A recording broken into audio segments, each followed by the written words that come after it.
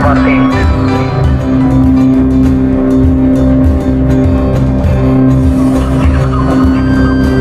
संगीत विद्रोह की समाधि पे फूल चढ़ा के तेरी मौत की बात मौत जला दूं। इतनी कोई पारा ये बात समझ लगी होगी।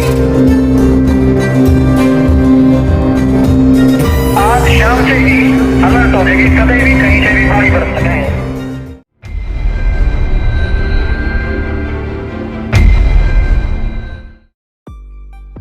કેમ છો બધા મજામાં? आपको भाई गुजराती फूल मजे में છે, તમારે को भी मजे में रहने को। भाई लोग अपन ने वादा किया कि क्रांति गैंग और राजेश भारती के ऊपर वीडियो लेकर आएगा। अपन ने यह भी कहा था कि अपन ऐसा खुलासा करेगा जिससे सुन आप चौंक जाओगे। भाई लोग हकीकत तो यह थी कि राजेश भारती ने अपने पिता की हत्या नहीं की थी, पर आप गूगल या यूट्यूब पर कोई भी वीडियो देख लो, 21 झूठी कहानी सुनाए ली कि राजेश भारती ने अपने पिता की हत्या कर क्राइम की दुनिया में कदम रखा। यह बात टोटल गलत है। तो सवाल यह उठता है कि राजेश भारती के पिता की हत्या किसने की थी और राजेश भारती 15 साल की उम्र में किस जुर्म के तहत जेल गए। भाई लोग वीडियो में लास्ट तक बने रहे, इससे भी बड़े बड़े खुलासे अपन कर डालेगा। बट वीडियो शुरू हो उससे पहले चैनल को सब्सक्राइब जरूर करें और जुड़े रहे हमारे साथ। भाई लोग हरियाणा राज्य जो आजकल गुंडे मवालियों का गढ़ बन रहा है, इसी हरियाणा के जिंद इलाके में एक गांव है कंडेला। कंडेला गांव जो किसान आंदोलन का प्रतीक रहा है। यह गांव जो सीएम को भी अपने गांव में आने पर पाबंदी लगा देता हो, ऐसे धाकड़ मर्दों के कबीले का है ये गांव। तो वहीं इसी गांव में एक मौत के सौदागर ने भी जन्म लिया था, जिसने जुर्म की दुनिया में ऐसा इतिहास लिख डाला कि कंडेला गांव पूरे भारतवर्ष में मशहूर हो गए। मामू AK-47 सी गोलियों की जो बौछार करता, छपरी लोग से लेकर नेता लोग की हवा निकल जाती। जब उसे बाल सुधार केंद्र भेजा गया तब मासूम सा लड़का था, पर जब बाहर आया तो काल भैरव बनकर निकला। शुरू में वह अकेला था, फिर भी सबका बाप था। कहा जाता है कि उसने अपनी जिंदगी का पहला मर्डर 1992 में किया। फिर तो हरियाणा में गली गली में बातें होने लगी कि एक बंदा जो आता तो AK-47 से 80-90 गोलियों की बौछार कर निकल जाता। अब माहौल यह बन गया कि जिस बंदे को गैंगस्टर बनना वह इसकी गैंग में आना चाहता, मगर राजेश भारती कुछ उसूलों पे चलता था। इस वजह से हेरे गेरे को अपनी गैंग में शामिल ना करता। समय के साथ संजीत बिद्रोह, सोनू खड़खड़ी, जीतू भांजा, उमेश डोन, ढोड़ू डोन, शेखर माया और अमन जैसे तगड़े गैंगस्टर राजेश भारती की गैंग में शामिल हो गए। अब गैंग्स तगड़ी हो गए। साल 2012 डाका डाला बिहार में। उस वक्त राजेश भारती, सोनू, संजीत और उसके पंटर लोग ने 1 साल के भीतर बिहार में तांडव मचा दिया। 1 दर्जन से अधिक छपरी लोग को ठोक दिया। 2014 में राजेश भारती के पंटर लोग जीतू भांजा और सोनू खड़खड़ी ने खड़खड़ी गांव में एक बंदे को टपका दिया। सोनू खड़खड़ी ने अपने चाचा को टपका दिया। इसी कांड के दौरान राजेश भारती गैंग ने क्राइम करने की एक नई स्टाइल बनाई। ये लोग जिसको भी टपका दे वहाँ एक चिट्ठी छोड़ते। उसमें लिखा होता था कि हम उन लोगों को नहीं छोड़ेंगे जो अपराधी है, बलात्कारी है, करप्ट है। लास्ट में लिखा होता था क्रांति गैंग।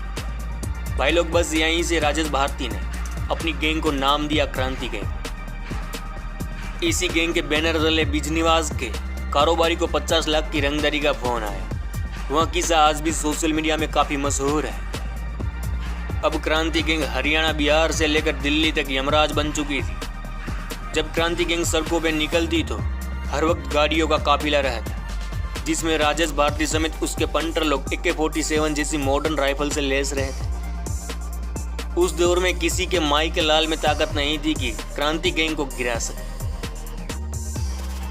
क्रांति गैंग की तो बात ही छोड़, सिर्फ अकेले राजेश भारती ने 50 से अधिक व्यापारी, गैंगस्टर और छपरी लोग को ठोक रखा। लूट, रंगदारी, किडनैपिंग के अनेक मामले उस पर दर्ज थे, जिनमें से कई मामले तो पुलिस रिकॉर्ड में है ही नहीं। क्रांति गैंग का संजीत बिद्रोह जो अपने आप में एक भौकाल था। पर भाई लोग एक रापचिक कहानी सुनाऊं। संजीत बिद्रोह की खुद की गैंग थी जो रोहतक में एक्टिव थी। संजीत बिद्रोह और राजेश भारती का याराना था, इसी वजह से वह राजेश भारती के साथ रहता था। वहीं सोनू खड़खड़ी के ऊपर अपन ने वीडियो बना रखी है, वहाँ भी देखें। मगर भाई लोग, क्राइम की दुनिया के लोगों का एक सच यह भी है कि इनको मरना तो बेमौत ही है। राजेश भारती के साथ भी ऐसा ही हुएला। दिल्ली पुलिस ने उसका अध्याय ही खल्लास कर डाला। राजेश भारती और उसकी क्रांति गैंग के पंटर लोग से जहां दिल्ली, हरियाणा, पंजाब के लोग तंग आ चुके थे, वहीं दिल्ली पुलिस का भी मत्था फिरा हुआ था। साल 2016 स्पेशल सेल के डीसीपी संजीव यादव के नेतृत्व में पूरी पुलिस फोर्स निकल पड़ी, क्योंकि पुलिस को मुखबिरी मिल चुकी थी कि राजेश भारती और उसके पंटर लोग छतरपुर के चानन होला इलाके में एक फार्म हाउस पर आने वाले हैं। पुलिस ने जाल बिछाया। 31 घंटों के इंतजार के बाद दोपहर करीब 1 बजे एसयूवी कार आई, जिसमें राजेश भारती, उमेश ढोन, संजीत बिद्रो समेत उसके पंटर लोग थे। पुलिस का तो पहले से ही मत्था गर्म था और ऐसी गोलियों की बौछार हुई कि एसयूवी कार को मांस डब्बा बना दिया। 23 सालों तक अपने साम्राज्य में दादा की तरह रहने वाले राजेश भारती और उसके पंटर लोग को ठोक दिया गया।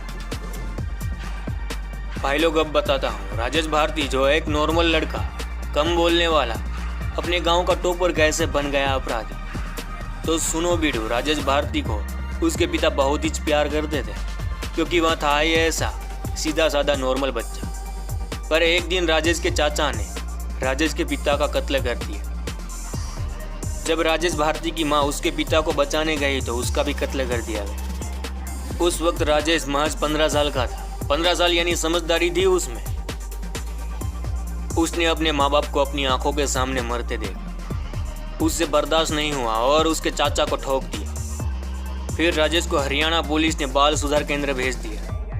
पर अब उसने क्राइम की दुनिया को चुन लिया था। उसने जेल में भी एक बंदे को टपका दिया। जब वह जेल से बाहर आया, फिर अपनी बहन और भाई को लेकर गुड़गांव चला गया।